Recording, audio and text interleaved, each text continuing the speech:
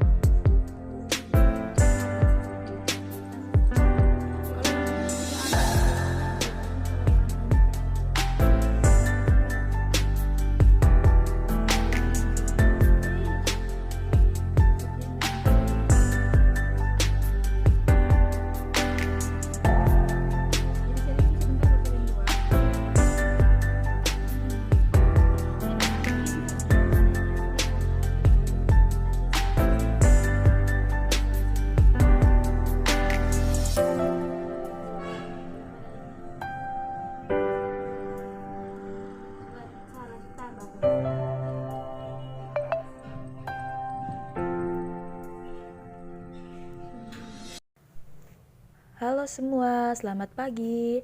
Kami dari kelompok 1, yakni dengan anggota saya sendiri Anggun Nurfasya Uba, Delvia Miramangi, Marcelina Rindik, dan John Richardo Thomas. Nah, kelompok 1 pada kali ini akan membahas materi mengenai kebijakan atau regulasi dalam pengelolaan lingkungan hidup. Baik, mari kita bahas. Baik, yang pertama, pengertian lingkungan hidup.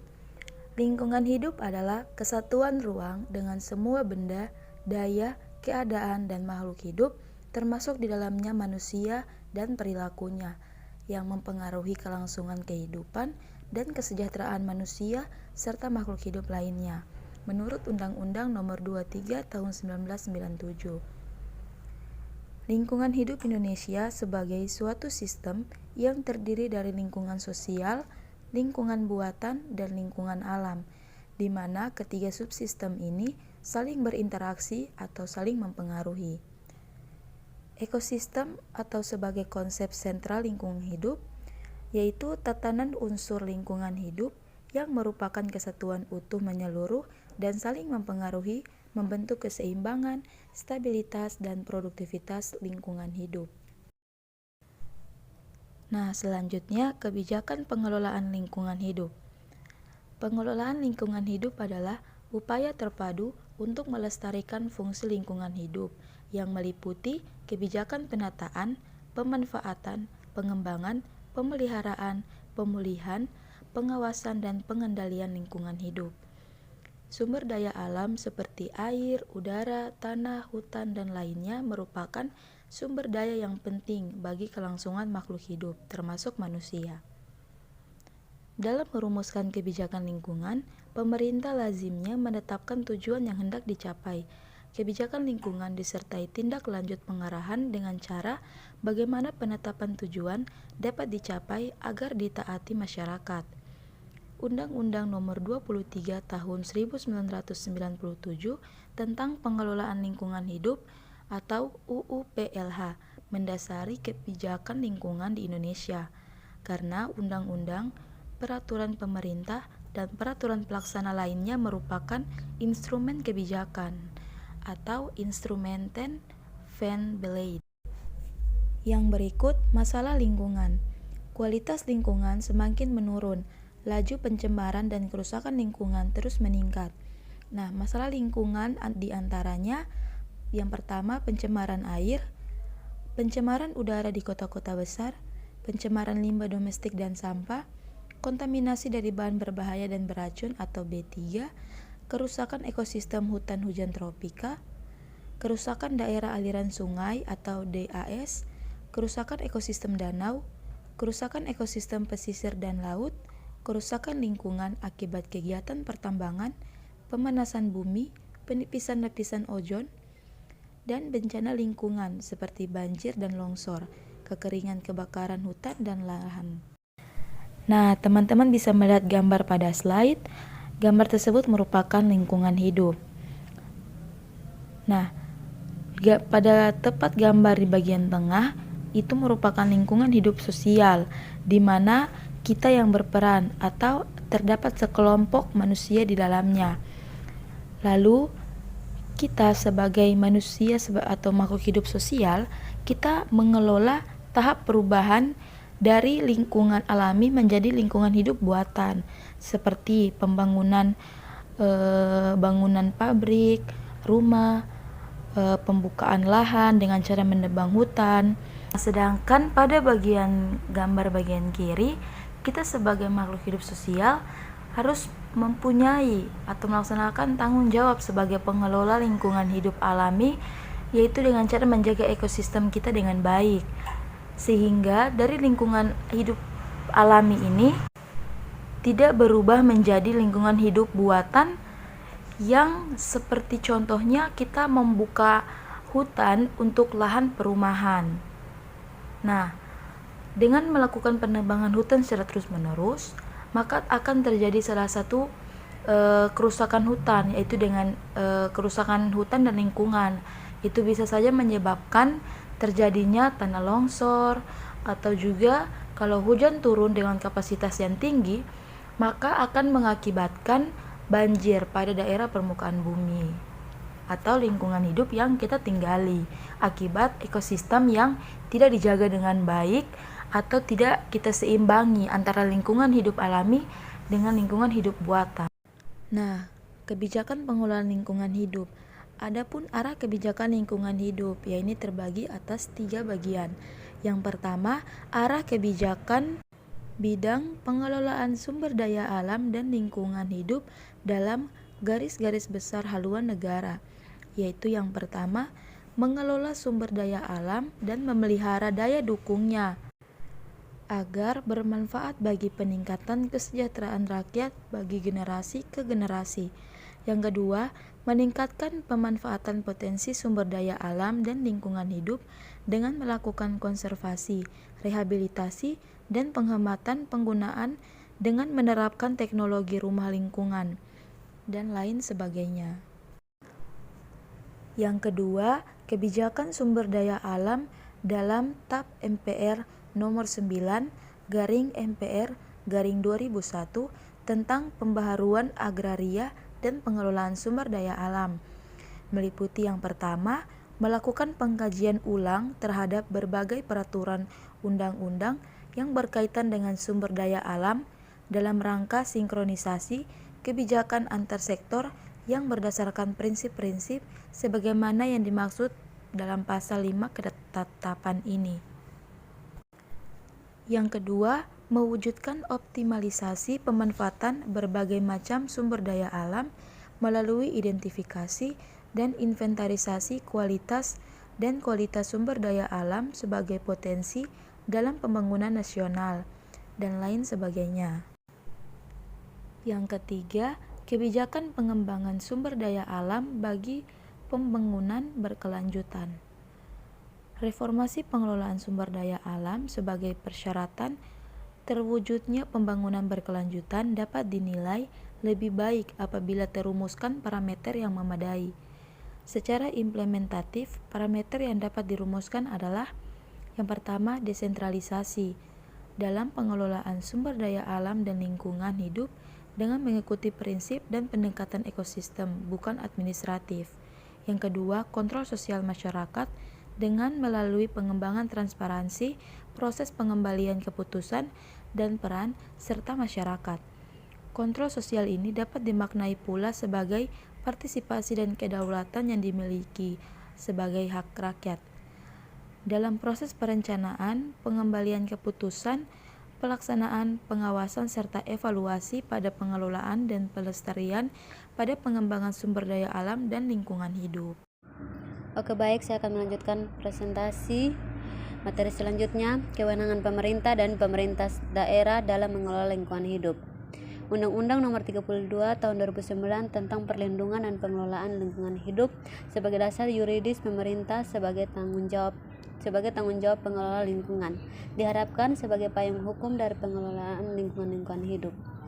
Undang-Undang Nomor 32 Tahun 2009 menginstruksikan bahwa pembangunan yang dilaksanakan harus memperhatikan lingkungan atau disebut pembangunan yang berwawasan lingkungan. Sejalan dengan sistem pemerintahan yang dianut menurut Undang-Undang Dasar 1945 dan dalam rangka pelaksanaan otonomi daerah, maka pemerintah dapat mendelegasi kewenangannya kepada daerah berdasarkan asas desentralisasi, dekonsentrasi, dan tugas pembentuan. Undang-Undang Nomor 32 Tahun 2009 yang menggantikan Undang-Undang Nomor 23 Tahun 1997 mengatur tugas dan wewenang pengelolaan lingkungan hidup oleh pemerintah dan pemerintah daerah. Dalam pasal 63 Nomor 32 Tahun 2009 UU LH menyatakan yang pertama, yang termasuk dalam perlindungan dan pengelolaan lingkungan hidup, pemerintah bertugas dan berwenang, yaitu yang pertama, menetapkan kebijakan nasional, yang kedua menetapkan norma atau standar prosedur dan kriteria, yang ketiga menetapkan dan melaksanakan kebijakan mengenai RPPLH nasional, yang keempat menetapkan dan melaksanakan kebijakan mengenai KLHS, yang kelima menetapkan dan melaksanakan kebijakan mengenai AMDAL dan UKL-UPL, yang keenam mengembangkan standar kerjasama, yang ketujuh mengkoordinasi dan melaksanakan penyelenggarakan inventarisasi sumber daya alam nasional dan emisi gas rumah kaca, yang kedelapan mengendalikan pencemaran atau kerusakan lingkungan hidup. Yang ke-9, menetapkan dan melaksanakan kebijakan mengenai sumber daya alam hayati dan non-hayati, keanekaragaman hayati, sumber daya genetik, dan keamanan hayati produk rekayasa genetik. Yang ke-10, menetapkan dan melaksanakan kebijakan mengenai pengendalian dampak perubahan iklim dan perlindungan lapisan ozon. Yang ke-11, menetapkan dan melaksanakan kebijakan mengenai B3, limbah serta limbah B3. Yang ke-12, menetapkan dan melaksanakan kebijakan mengenai perlindungan lingkungan laut. Yang ke-13, menetapkan dan melaksanakan kebijakan mengenai lingkungan hidup lintas batas negara. Yang ke-14, melakukan pembinaan dan pengawasan terhadap pelaksanaan kebijakan nasional, peraturan daerah, dan peraturan kepala daerah. Yang ke-15, melakukan pembinaan dan pengawasan ketaatan penanggung jawab usaha dan atau kegiatan terhadap ketentuan perizinan lingkungan dan peraturan perundang-undangan. Yang ke-16, mengembangkan sarana dan standar laboratorium lingkungan hidup. Yang ke-17, menerbitkan izin lingkungan. Yang kedua, yang termasuk dalam perlindungan dan pengelolaan lingkungan hidup, pemerintah provinsi bertugas dan berwenang, yaitu yang pertama, menetapkan kebijakan tingkat provinsi, yang kedua, menetapkan dan melaksanakan KLHS tingkat provinsi, yang ketiga, menetapkan dan melaksanakan kebijakan mengenai AMDAL dan UKL-UPL, yang keempat, mengkoordinasi dan melaksanakan pengendalian pencemaran dan atau kerusakan lingkungan hidup lintas kabupaten kota. Yang kelima, melakukan pembinaan dan pengawasan ketaatan penanggung jawab usaha dan atau kegiatan terhadap ketentuan berizin lingkungan dan peraturan perundang-undangan di bidang perlindungan dan pengelolaan lingkungan hidup. Yang keenam, mengelola informasi lingkungan hidup tingkat provinsi. Yang ketujuh, menerbitkan izin lingkungan pada tingkat provinsi. Yang kedelapan, melakukan penegakan hukum lingkungan pada tingkat provinsi. Materi selanjutnya yaitu asas perlindungan dan pengelolaan lingkungan. Asas perlindungan pengelolaan lingkungan berupa yang pertama, tanggung jawab negara, yang kedua, kelestarian dan keberlanjutan, yang ketiga, keserasian keseimbangan, yang keempat, keterpaduan, yang kelima, manfaat, yang keenam, kehati-hatian, yang ketujuh, keadilan, yang kedelapan, ekoregion, yang kesembilan, keanekaragaman hayati, yang ke-10, pencemar membayar, yang ke-11, partisipatif, yang ke-12, kearifan lokal, lingkungan hidup, yang ke-12, tata kelola pemerintah yang baik, yang ke-13, otonomi daerah. Selanjutnya, tujuan pelestarian lingkungan hidup. Undang-Undang Nomor 32 Tahun 2009 tentang perlindungan dan pengelolaan lingkungan hidup juga menjelaskan tentang tujuan adanya upaya pelestarian lingkungan hidup. Hal ini secara langsung diatur pada pasal 3 Undang-Undang Nomor 32 Tahun 2009 tentang perlindungan dan pengelolaan lingkungan hidup. Adapun tujuan dan berbagai upaya pelestarian lingkungan hidup yakni sebagai berikut. Yang pertama, melindungi wilayah negara kesatuan Republik Indonesia dan pencemaran dan atau kerusakan lingkungan hidup. Yang kedua, menjamin keselamatan, kesehatan, dan kehidupan manusia. Yang ketiga, menjamin kelangsungan kehidupan makhluk hidup dan kelestarian ekosistem. Yang keempat, menjaga kelestarian fungsi lingkungan hidup. Yang kelima, mencapai keselarasan dan keseimbangan lingkungan hidup. Yang keenam, menjamin terpenuhinya keadilan generasi masa kini dan generasi masa depan. Yang ketujuh, menjamin pemenuhan dan perlindungan hak atas lingkungan hidup sebagai bagian dari hak asasi manusia. Yang kedelapan, mengendalikan pemanfaatan sumber daya alam secara bijaksana. Yang kesembilan, mewujudkan pembangunan berkelanjutan. Yang ke-10, mengantisipasi isu lingkungan global. Selanjutnya, tujuan pelestarian lingkungan hidup.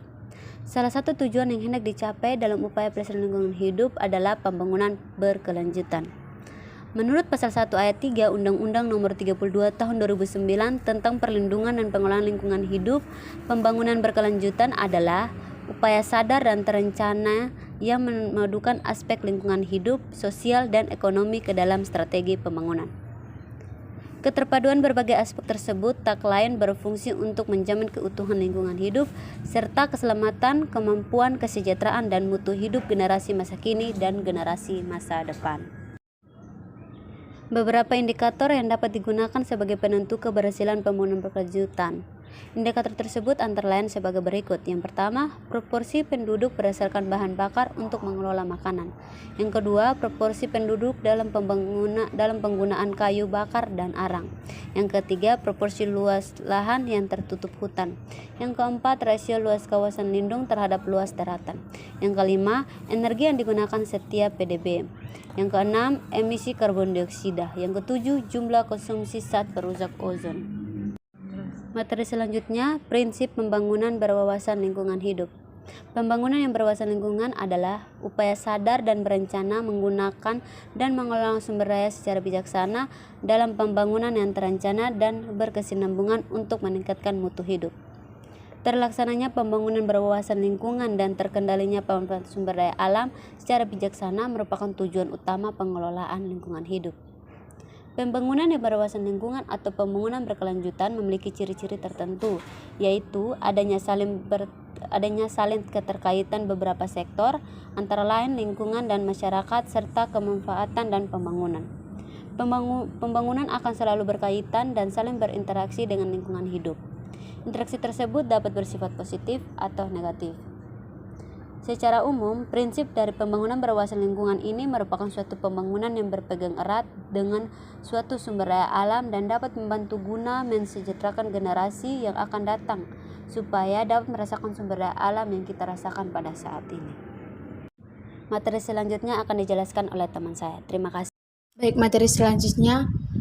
Berikut ini 5 prinsip-prinsip pembangunan berkelanjutan yang berwawasan lingkungan dan sifatnya lebih teknis. Yang pertama, menjadikan instrumen tata ruang yang memenuhi persyaratan ekonomi, ekologi, dan sosial serta disusun secara aspiratif atau ditetapkan melalui keterlibatan publik sebagai piranti penting dalam perencanaan pembangunan dan dilaksanakan secara konsisten atau taat asas. Yang kedua, pertimbangan lingkungan dan potensi lokal harus ditekankan dalam perencanaan tata ruang. Yang ketiga, pengakuan atas sifat vulnerability atau ketertanaan dan sense of risk dari sumber daya alam atau SDA dan ekosistem khususnya yang bersifat non-renewable atau tidak terbarukan dan irreversible atau tidak tergantikan.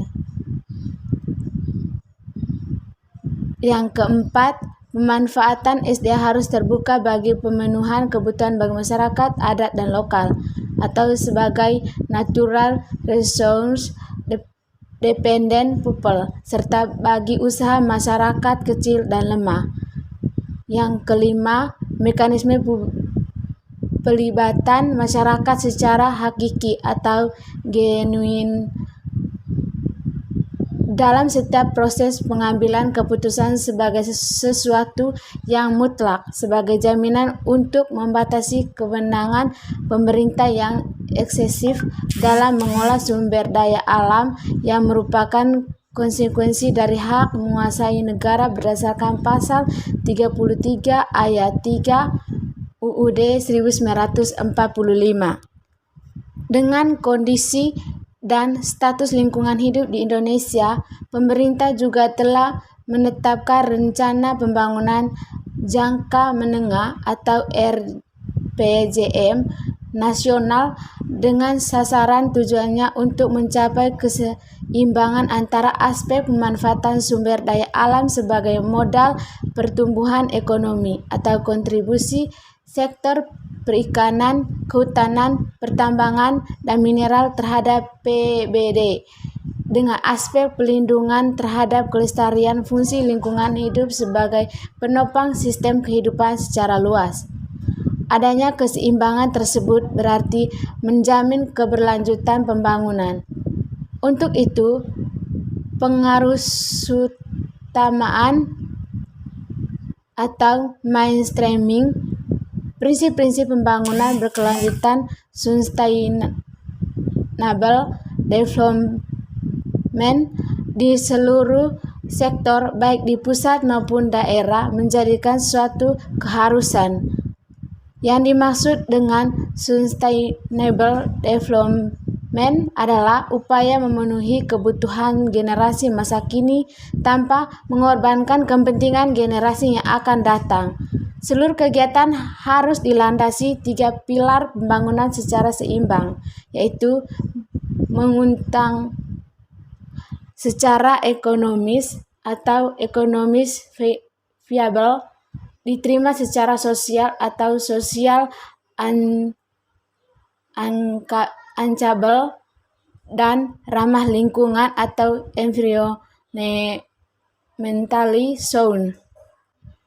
Program pengendalian pencemaran lingkungan hidup. Lingkungan yang sudah dirusak akan mengakibatkan beberapa dampak buruk bagi manusia. Banyak cara mengatasi dampak kerusakan lingkungan hidup yang biasa dilakukan.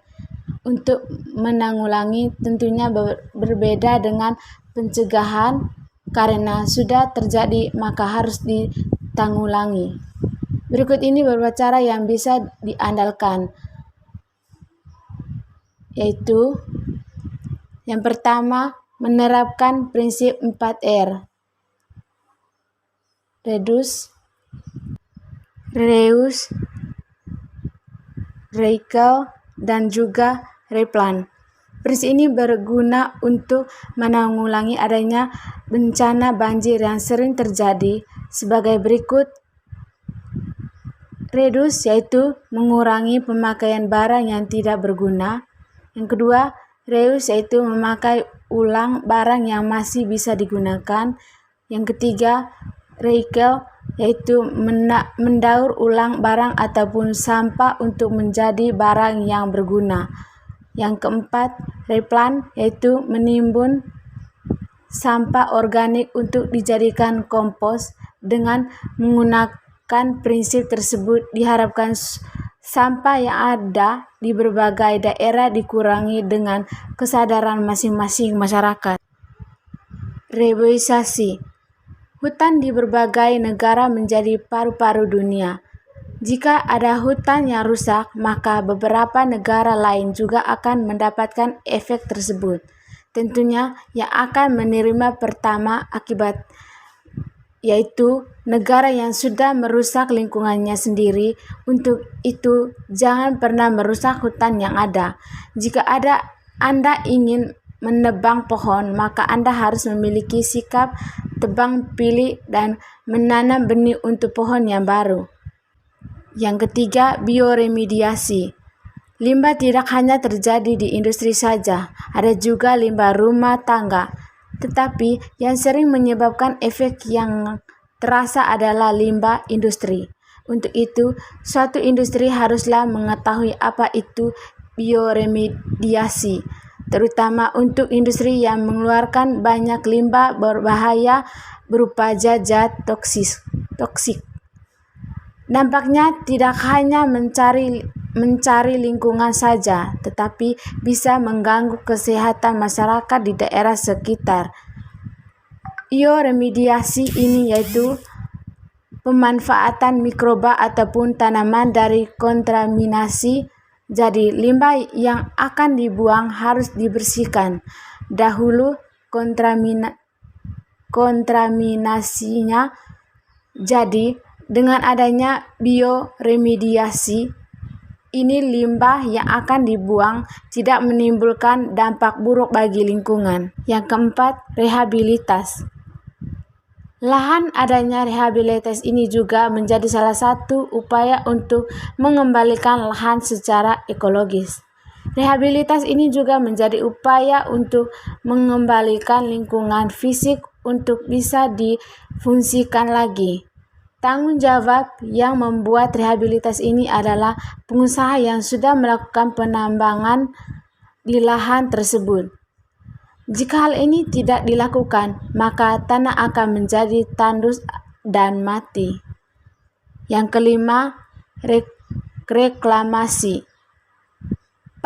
Reklamasi pantai merupakan kegiatan pemulihan pantai untuk menyelamatkan lahan yang kritis dan mati untuk menjadi lahan yang lebih produktif. Adanya lahan kritis dikarenakan ulah penambangan pasir yang dilakukan oleh manusia. Dengan reklamasi pantai dan penanaman tembakau ini menjadi cara menanggulangi kerusakan lingkungan hidup akibat ulah manusia. Sekian dan terima kasih.